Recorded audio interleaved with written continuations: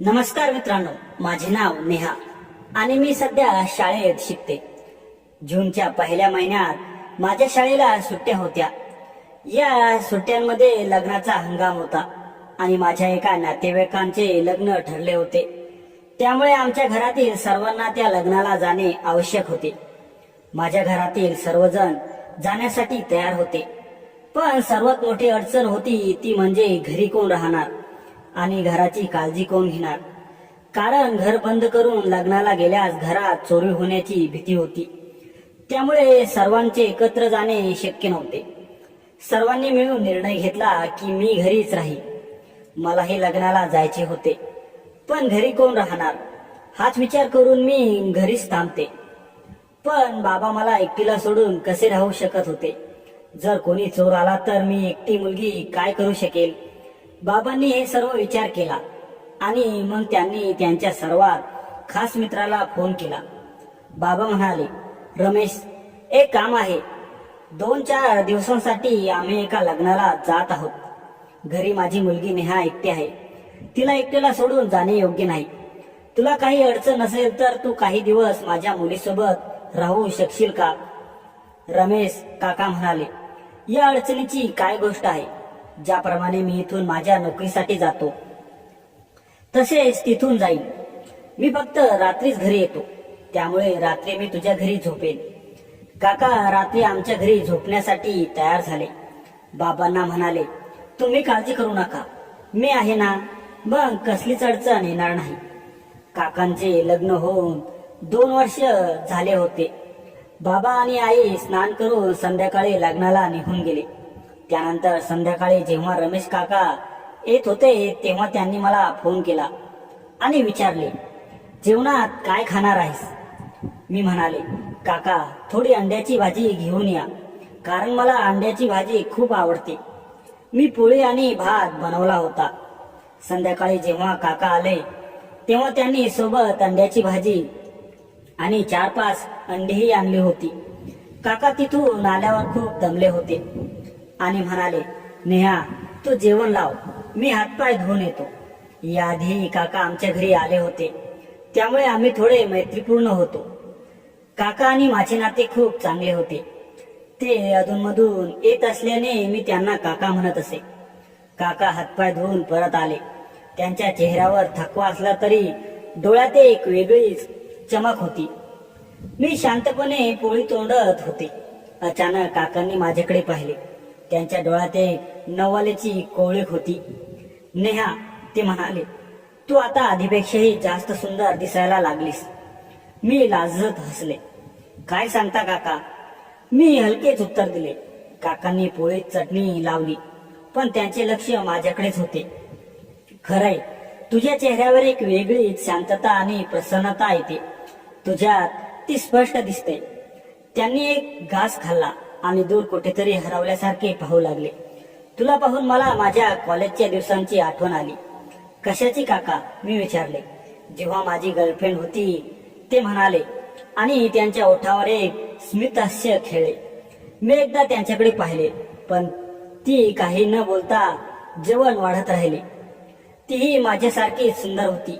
काका पुढे म्हणाले, तुझे डोळे तुझ्या डोळ्यासारखेच खोल, उघडे आणि त्यात एक निरागस चमक. ती जेव्हा हसायची तेव्हा डोळ्यांना पाण्याचे लहानसे चटकन टिपकल्यासारखे व्हायचे. मी जरा गंभीर झाले. काका सहसा अशा गोष्टी सांगत नाहीत. जेवणाच्या वेळी तर अजिबात नाही. माझ्या वर्गातील सर्व मुलं तिच्यावर मरायची. काकांचा आवाज थोडा खालावला. तिच्यासाठी लोक कविता लिहित, तिला भेटण्यासाठी बहाणे करायचे.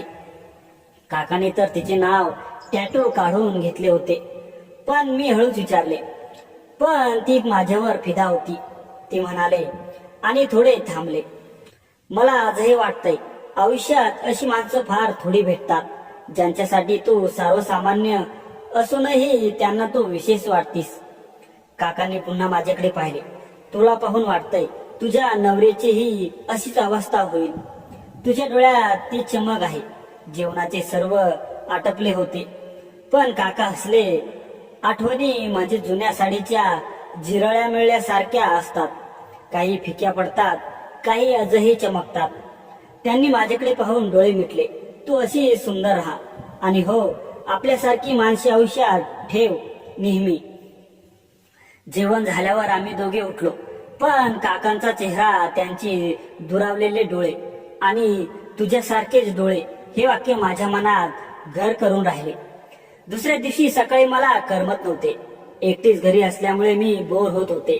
मी काकांना फोन केला आणि म्हणाले, काका आज जरा लवकर घरी या. त्यांनी ठीक आहे म्हणून फोन ठेवला आणि दुपारी 2 वाजता येईन असे सांगितले. मी त्यांची वाट पाहू लागले. दुपारी 2-2:30च्या दरम्यान ते घरी आले. घरी आल्यानंतर ते म्हणाले, अगं अंजली, का बोलवलं आज लवकर?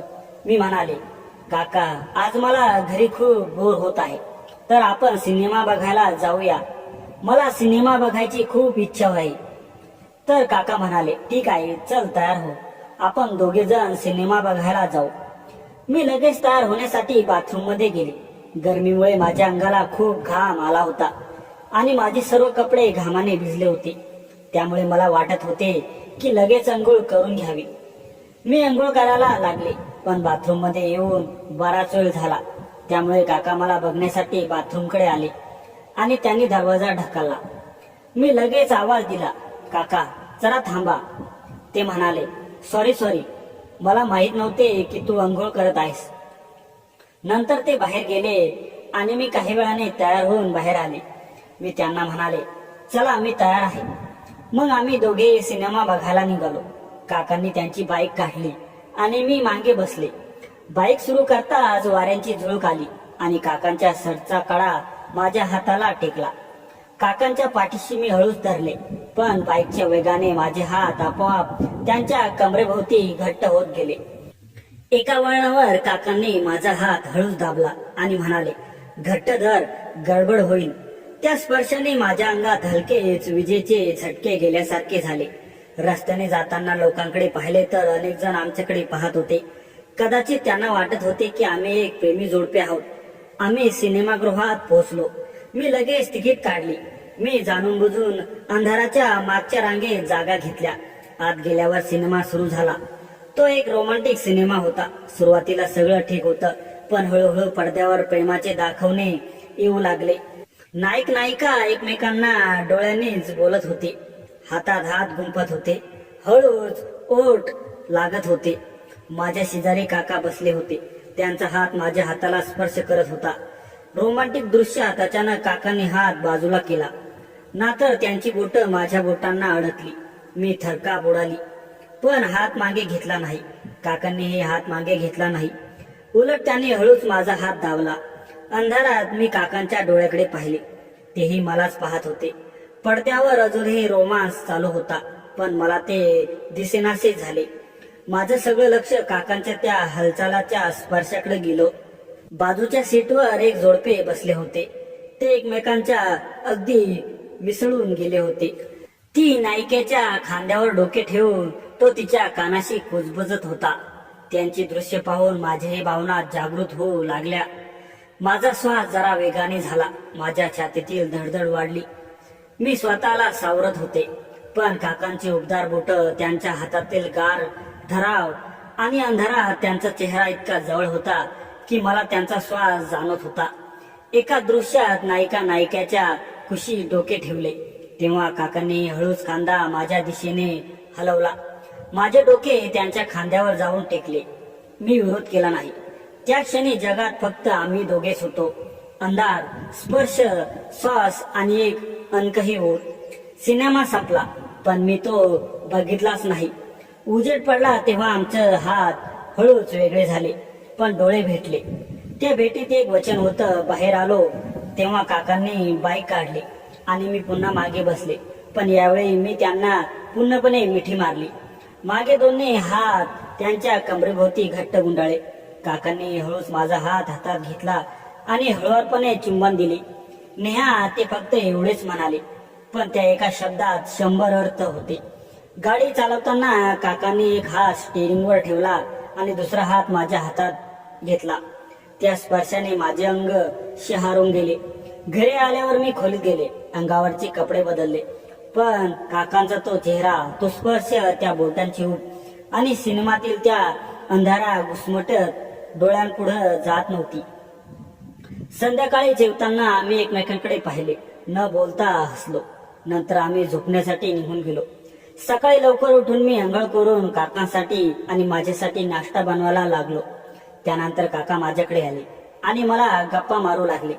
काकांचे बोलणे ऐकून मी हसू लागले आणि म्हणाले, काका तुम्ही तर आता सुद्धा खूप हँडसम आहात. तुमची आता सुद्धा गर्लफ्रेंड आहे का? काका म्हणाले, नाही ग, माझं लग्न झाल्यापासून मी तर एका बायकोला सांभाळू शकत नाही. असे म्हणून ते हसू लागले. मी सुद्धा हसू लागलो. मी म्हणाले, काका दूध प्याल का? काका माझ्याकडे पाहून हसले आणि म्हणाले, हो जर असेल तर आण. मी किचन मध्ये जाऊन दूध आणले. काकांनी दूध प्याले आणि मस्करी करू लागले. दूध किती गोड आहे. मी म्हणाले, काका तुम्ही तर रोज घरी दूध पित असाल. काकांना माझे बोलणे समजले आणि ते हसू लागले. रात्री 2 वाजेपर्यंत आम्ही इकडच्या तिकडच्या गप्पा मारत राहिलो. काका इतके छान होते की गप्पा मारताना वेळ कसा गेला कळालाच नाही. त्यानंतर मी माझ्या खोलीत झोपायला गेले आणि काका त्यांच्या खोलीत झोपले. सकाळी मी लवकर उठून काकांसाठी नाश्ता बनवायला लागले, पण काका अजून उठले नव्हते. मी हाका मारायला लागले, काका उठा, तुम्हाला उशीर होतोय. पण रात्री उशिरा झोपल्यामुळे काका गाढ झोपेत होते. मी त्यांच्या खोलीत गेले आणि त्यांना उठवायला लागले. त्यांच्यावरील चादर ओढले तेव्हा अचानक माझी नजर अशा ठिकाणी गेली, मी लाजले. तेवढ्यात काकांचे डोळे उघडले आणि ते म्हणाले, अरे नेहा. मी म्हणाले, काका उठा, तुम्हाला उशीर होईल. काकांनी फोन पाहिला आणि म्हणाले, अरे बापरे, आज तर खूप उशीर झाला. मी म्हणाले, तुम्ही लवकर अंघोळ करा, नाश्ता तयार आहे. काकांनी नाश्ता केला आणि ऑफिसला निघून गेले. दुपारपर्यंत मी अभ्यास केला. संध्याकाळी 6 वाजता झोप लागली. थोड्या वेळाने उठले तेव्हा काकांच्या येण्याची वेळ झाली होती. झोपेत मी पूर्णपणे घामाने भिजले होते, म्हणून अंघोळ करून लाल रंगाची सुंदर शॉर्ट ड्रेस घातली, जी माझ्या शरीराला पूर्णपणे फिट होती. थोडासा मेकअप केला तोपर्यंत काका आले. मी खोलीतून बाहेर येताच काका मला पाहतच राहिले आणि म्हणाले, अरे वा नेहा, आज तर तू कमालीची दिसत आहेस. मी लक्षात घेतले की काका मला वेगळ्याच नजरेने पाहत होते. माझी नजर पुन्हा त्यांच्यावर गेली. मला खूप छान वाटत होते, पण तरीही मी शांत राहिले. काका म्हणाले, नेहा मी फ्रेश होऊन येतो, तू जेवण लाव. मी म्हणाले, ठीक आहे, पण मी अजून जेवण बनवले नाही. काका म्हणाले, ठीक आहे, तू जेवण बनव, तोपर्यंत मी आराम करतो. मी किचन मध्ये गेले. तिथून काका जिथे बसले होते तिथून किचन स्पष्ट दिसत होते.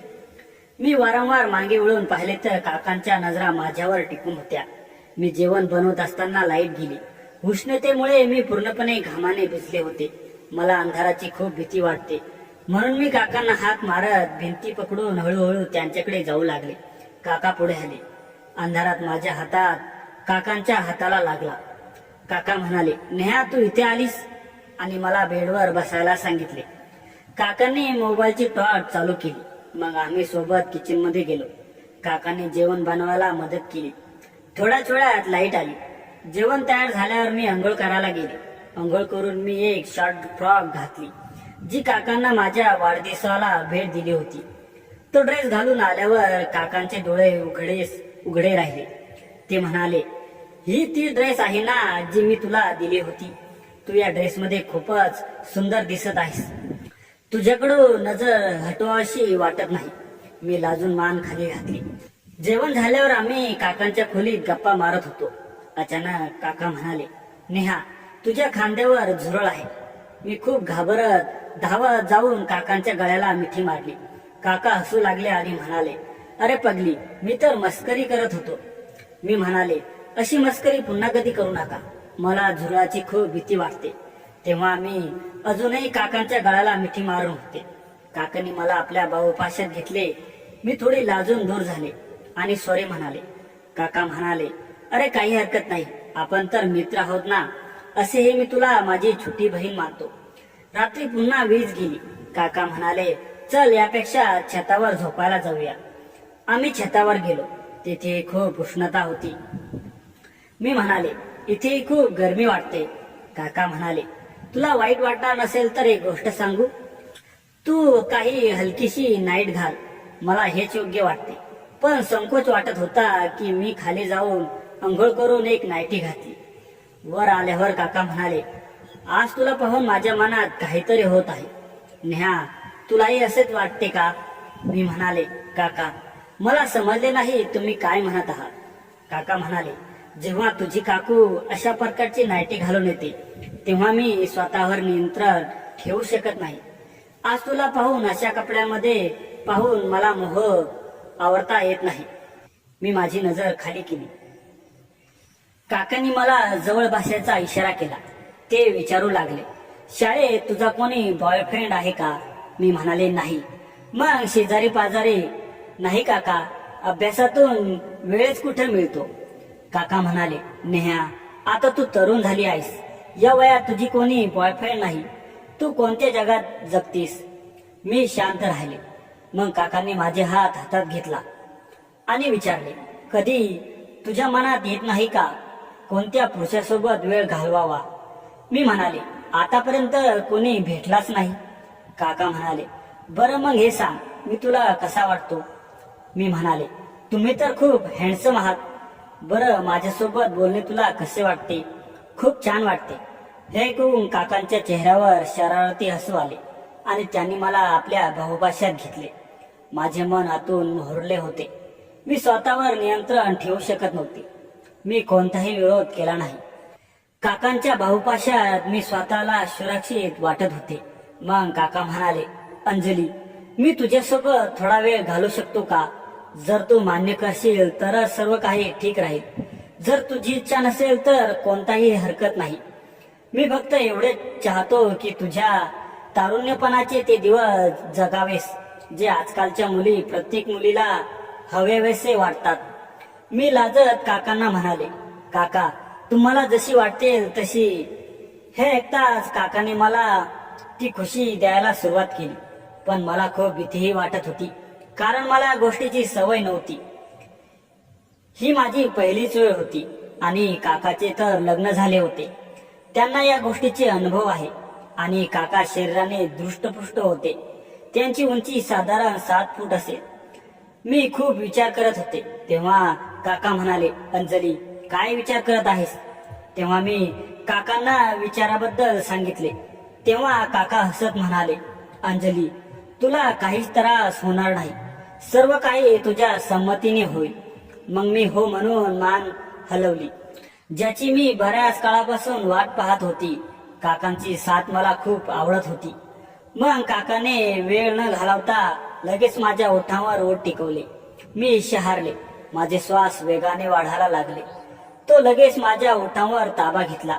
मी डोळे बंद केले. आता मी सुद्धा काकांना प्रतिसाद देऊ लागले. मला खूप दिवसांपासून हे सर्व काही मिळत होते, म्हणून मी अधिकच शहारले गेले होते. माझ्या मानेवर किस करायला लागला. एका हाताने माझी सुंदर स्पर्श करू लागला. मी प्रभावित होऊन चुळबुळ करायला लागले. हा खेळ 10 मिनिटे चालला. मी आता खूप रंगात आले होते. मी भावनिक होण्यास सुरुवात झाली. तो मला किस करत माझी केस हाताने मोकळे केले. त्यांनी मला स्पर्श करायला सुरुवात केली. मी सळसळत होते. माझा आवाज येत होता. मी सुस्काटे टाकीत होते.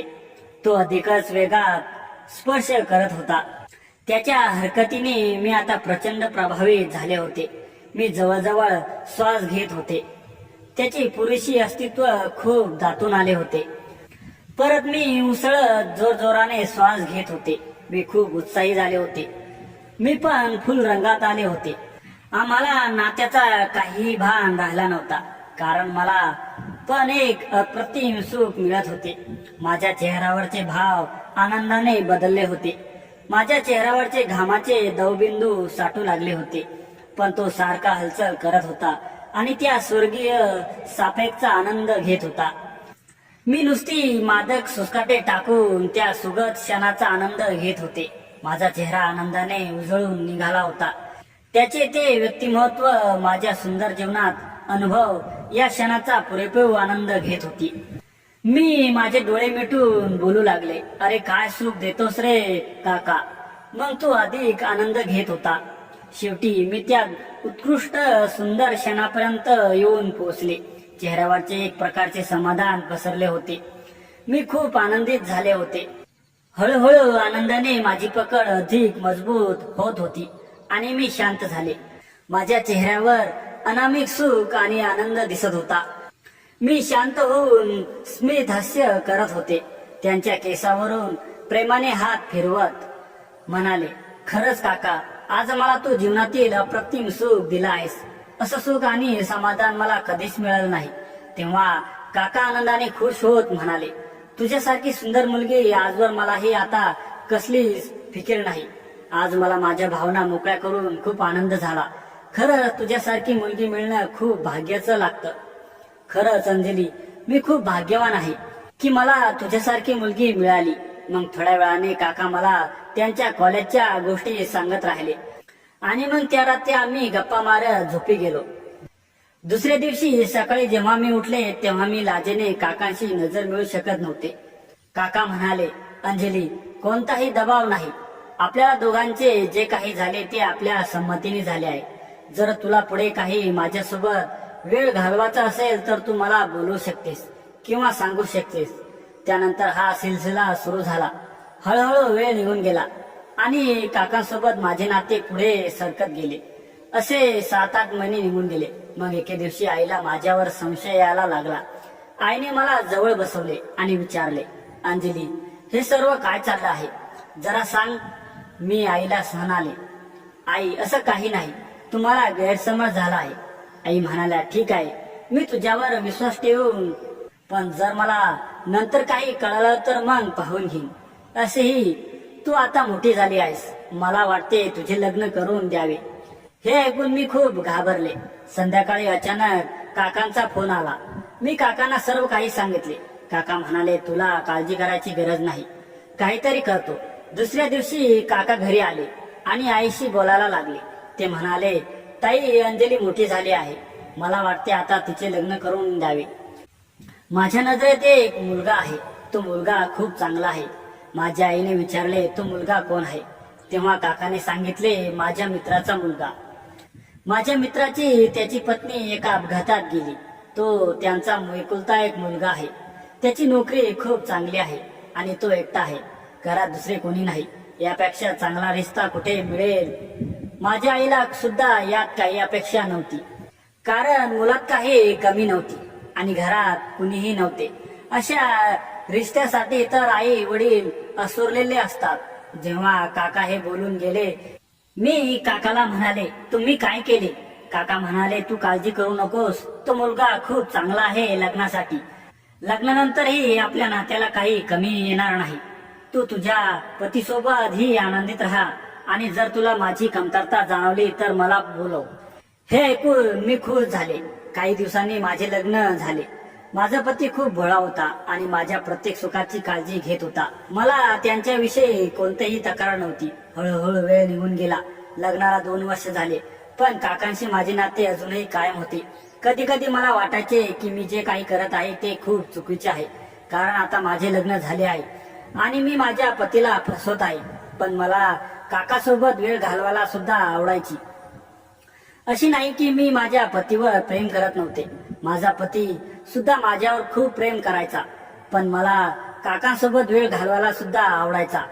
हळूहळू वेळ निघून गेला आणि लग्नाला 3 वर्ष झाली. आता मला एक मुलगा झाला होता जो माझ्या पतीवर होता. आता कदाचित मला असे वाटले की आता माझे आणि काकांचे नाते येथे संपवावे लागेल, कारण उद्या जर माझ्या पतीला याचा पत्ता लागला तर कदाचित माझ्या नात्याचा खूप वाईट परिणाम होईल आणि माझे आयुष्य सुद्धा उद्ध्वस्त होऊ शकते. यावर मी काकांना बोलायचे ठरवले. मग संध्याकाळी मी काकांना घरी बोलवले आणि त्यांच्याशी समोरासमोर बसून बोलले. मी काकांना म्हणाले, काका, मी माझ्या आयुष्यात आता आनंदी राहायचे आहे. मला माझा पती खूप भोळा आहे आणि त्याच्या भोळेपणाचा फायदा घेत आहे. मला आता हे सर्व काही बरोबर वाटत नाही. जसे आहे तसे आता माझा पती आहे. त्याने मला कधी त्रास दिला नाही. त्याने माझ्याशी कधी वाईट वागणूक केली नाही, पण मी त्याला फसवत आहे. लग्नापूर्वी आपल्या दोघांमध्ये जे काही झाले होते ते वेगळे होते, पण आता माझे लग्न झाले आहे आणि मी आता एका मुलाची आई सुद्धा आहे.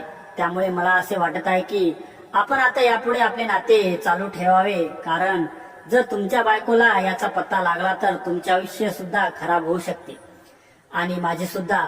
त्यामुळे आता आपण यापुढे नाते इथेच संपावे.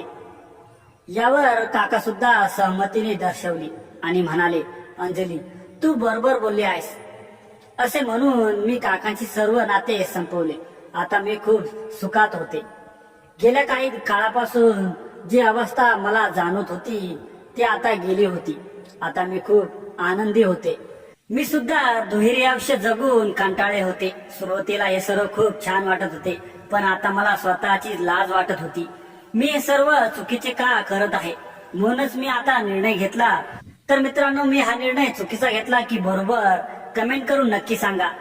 तर मित्रांनो, तुम्हाला ही कथा कशी वाटली कृपया कमेंट करून नक्की सांगा आणि आमच्या चॅनलला सबस्क्राईब करायला विसरू नका. धन्यवाद.